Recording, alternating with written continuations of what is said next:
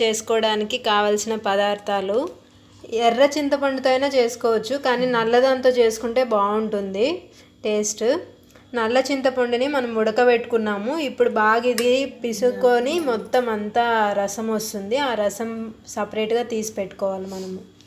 ఇక్కడ పచ్చిమిర్చి, కరివేపాకు, మిరియాలు, జీలకర్ర, ఆవాలు, శనగబేడలు, ఉద్దిబేడలు, ఇక్కడ శనక్కాయ పప్పులు, తెల్లగడ్డ, ఇక్కడ ఇవి ఆల్రెడీ మనం ఫ్రై చేసి పెట్టుకున్నాము. ఎండుమిరపకాయ, తెల్ల నువ్వులు, మిరియాలు, కరివేపాకు, జీలకర్ర అన్నీ వేసుకున్నవి ఇప్పుడు పౌడర్ చేసుకున్నాము మిక్సీలో వేసుకొని. ఇది నల్ల చింతపండు చూస్తేనే భయం వేస్తుంది. కొందరు రెడ్ కలర్లో చేసుకుంటారు, కానీ ఇది టేస్ట్ బాగుంటుందని ఇది చేస్తున్నాం. మనము చింతపండుని వడగట్టుకోవాలి. దాంట్లో వచ్చిన రసంని మాత్రమే మనము చింతపండు పులిహోరకి యూజ్ చేస్తాము. డైరెక్ట్ ఇలానే వేస్తే మొత్తము గింజలు అంతా వస్తుంది. సో మనము తుల్లిల దున్నులో వేసుకొని ఇలా మొత్తం రసం తీసుకోవాలి. చింతపండుని ఉడకబెట్టినాక మొత్తం వడగట్టుకున్నాం కదా, ఇట్లా వస్తుంది.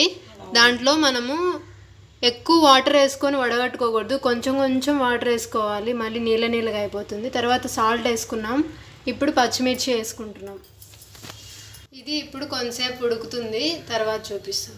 ఇది మొత్తం ఉడికే లోపల మనము ఆల్రెడీ చింతపండు ఉడుకుంటుంది, మళ్ళీ మనం ఉడకబెట్టుకోవాలి. పచ్చిమిర్చి వేసాం కాబట్టి అంత లోపల తిరగబాతు పెట్టుకోవాలి. ఇక్కడ ఆయిల్ పెట్టాము, ప్యాన్లో తిరగబాతు పెట్టుకున్నాం. చింతపండు పులుసుకి తిరగబాతు పెట్టుకున్నాము. ఆయిల్, శనగబేడలు, ఉద్దిబేడలు, ఆవాలు, జీలకర్ర, కరివేపాకు అన్నీ వేసుకుంటున్నాము.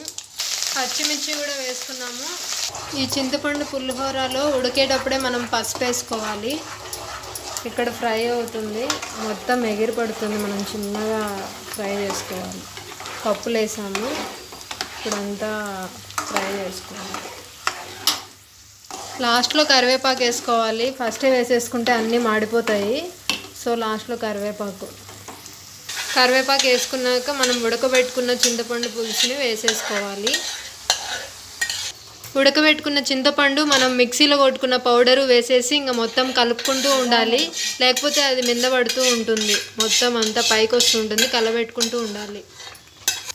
చూడండి, చింతపండు పులిహోరకి కావాల్సిన మనం పులుసుని రెడీ చేసేసుకున్నాము. వేడి వేడి అన్నంలో ఈ పులుసు వేసుకొని నెయ్యి వేసుకొని కలుపుకొని తింటే చాలా టేస్టీగా ఉంటుంది.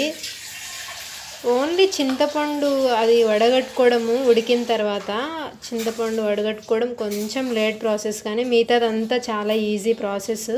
మీరు కూడా ట్రై చేసి చూడండి. ఈ వీడియో మీకు ఎలా అనిపించిందో కామెంట్ చేయండి. నెక్స్ట్ వీడియోలో కలుద్దాం. Bye bye.